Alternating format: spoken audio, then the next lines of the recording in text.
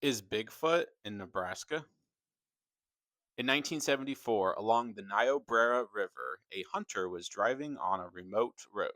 It was late afternoon. The sun was dropping behind the trees as he was heading home from his unsuccessful hunt. Discouraged and not expecting to spot anything, something caught his eye.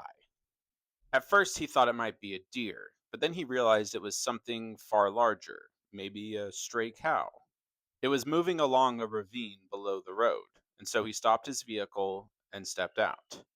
So he scanned his eyes along the draw, and that's when he spotted it again. His first thought was that it was not a deer or a cow because it was not standing on four legs. It was covered in dark hair, standing upright and no longer moving. The next thing he noticed was how tall it stood. It was nearly 7, maybe even 8 feet tall. As it stood still, staring out into the distance, it took heavy, deep breaths. Taking in the scene before him, the experienced hunter estimated that the beast was 30 or 40 feet from his location, close enough to realize that what he was looking at was something he had never seen before. And then, in a moment, the creature suddenly turned his head and stared directly at the hunter. The hunter stumbled backwards in sudden fear. What maybe only lasted a few seconds felt like minutes. Then the beast turned and disappeared into the brush.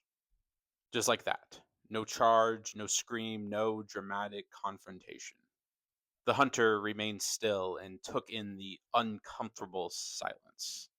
The kind of silence that often settles over the Nebraska prairie but just doesn't feel right. And years later, the sight of this creature remains imprinted on his mind. He was well acquainted with the wildlife of Nebraska, and so whatever stood in that ravine wasn't any animal that he had ever encountered before. Follow for more strange Nebraska stories, and for more Bigfoot stories because I got a few.